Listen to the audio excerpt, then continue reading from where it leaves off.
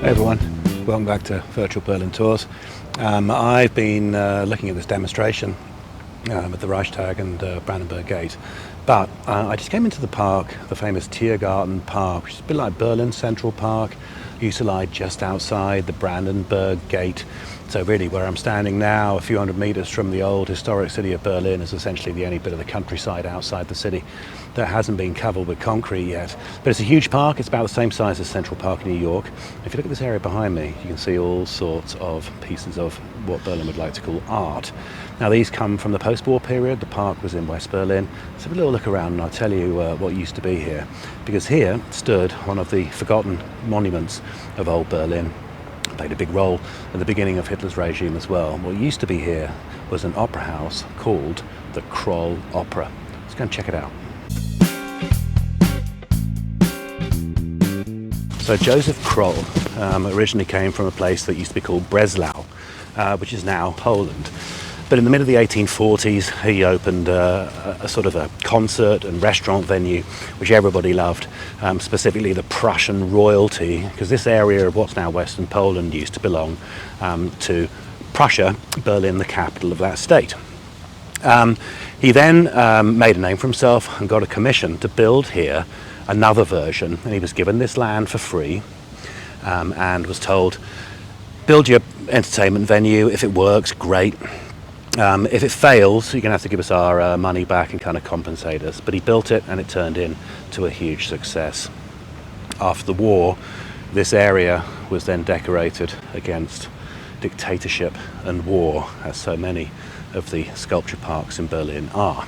Now in a minute, as we clear this linden tree, you're going to see exactly where we are, because just through there is the famous Reichstag Parliament building. So what happened to Joseph Kroll? He keeled over, died, and he was in financial trouble. By then he once regretted that he'd met with the King of Prussia, who'd given him the commission to build here in Berlin his opera house. But his daughter Augusta took it over and made it a bit of a success. And you had amazing performances in the 1860s and 1870s. You had people like the famous opera singer Enrico Caruso would sing at the opera house. If you look there in the distance, you can see the Reichstag, and this gives us a point for the kind of most, I think, significant part of this area. Originally, and it kind of looks a bit like it today, it's the government heart that is current Chancellor Angela Merkel's official residency, the Chancery, if you like.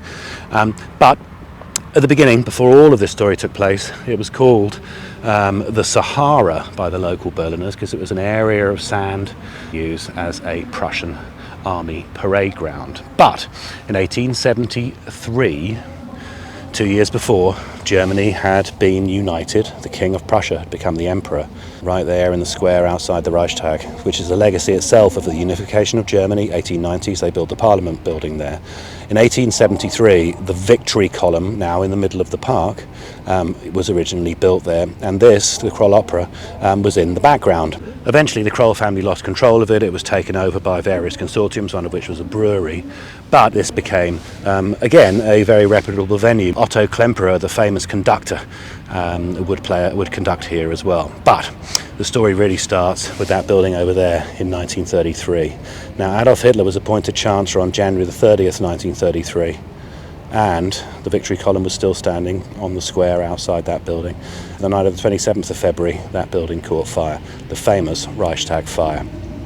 And Hitler would then declare a state of emergency. Now, people often forget that that state of emergency had to be voted in by what was left of the German democratic government. So they decided to meet in the half-demolished Kroll Opera House after the building over there, the Reichstag, the interior had been gutted by the fire. So it'd be on this site that the Nazi parliamentary meeting would take place. Now they needed a two-thirds majority, so they already banned the Communist Party members. That was 81 of them. And they got their two-thirds majority, even though 94 of the politicians voted against giving Hitler dictatorial powers. That vote took place on the 23rd of March, 1933. Then Hitler would use the building 18 times. The whole place was redecorated. Some of the most famous pictures of Nazi parliamentary meetings would take place here, and all sorts of major events would take place. Perhaps two that stand out would be in the summer of 1934, Hitler would justify the Night of the Long Knives, the murder of over 130 political opponents, people getting in the way of new Chancellor Hitler now that he's settled in, people that were an embarrassment or a threat to him. The Night of the Long Knives was justified here, supported by now a Nazi party government made up of just over 660 Nazi party members who met here in the Kroll Opera House. And Hitler would make a speech in 1939 where he would make a prophecy, and that infamous prophecy was this. It was on the anniversary of the seizure of power, so it took place on January the 30th, 1939, and that speech contained this line.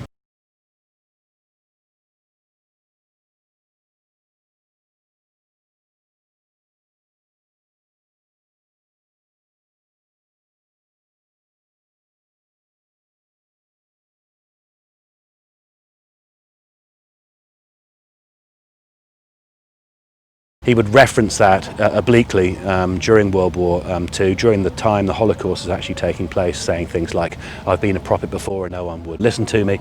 I've been a prophet before and I can guarantee that those that laughed at me then will no longer be laughing at me now. All these horrible oblique references to the horrors of the Holocaust taking place while those comments were made in the early 1940s. So, in 1939, the year the war started, something else had already happened to this area. The Nazis had huge plans to rebuild Berlin and 7 other German cities. But Berlin was going to be called Germania, it would have become the capital of the world.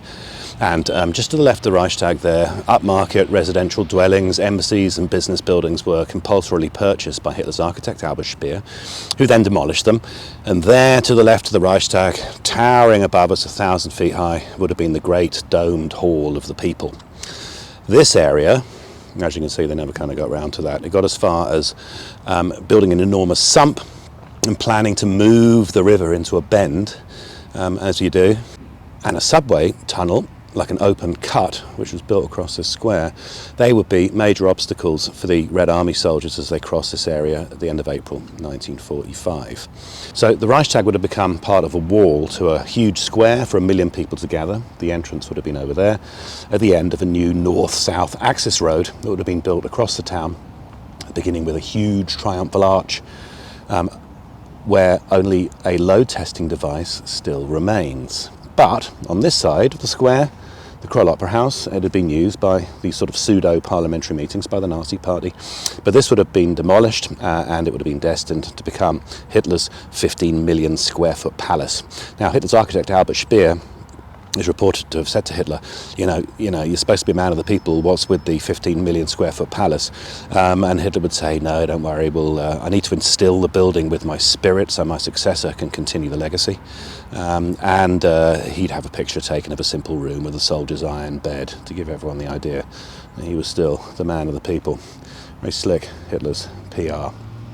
But Germania, the capital of the world, it would have been here on this site, covering the Kroll Opera partially, that those buildings would have been built. One of the only things that they actually finished, and it would have been finished and opened officially on Hitler's 50th birthday in April 1939, was the east-west axis road, which had always been there, but it was doubled in width. Albert Speer's famous lights still stand on that road, and a huge 100-kilometre parade of troops and military machinery and a flyover. They stomped up here celebrating Hitler's 50th birthday, April the 20th, 1939. And at the end of the war, with that building over there, the goal of the Red Army, Stalin had said, of course, when the red flag flies from the Reichstag in the heart of what the Russians would call the lair of the fascist beast, World War II in Europe will be over. So that square, this area just to the left where the trees are, it took the Red Army 72 hours to fight their way over here. This area was where the former Ministry of the Interior used to be, and the Russians had to fight through that, and then they took this area, the ruined, bombed out Kroll Opera. And on the night of on the day of the 30th of April 1945, the day Hitler would kill himself, they pounded that building from here over open sights with their artillery. And on April the 30th, 1945, just before midnight, a flag battalion had managed to get to the top of the building. famous photos taken a couple of weeks afterwards were then staged just behind that dome on the right-hand side, looking down to the famous Brandenburg Gate just to the right of the building, would also be in shot. After the war, the building was demolished, and now it's this sculpture park. The Kroll Opera, really interesting.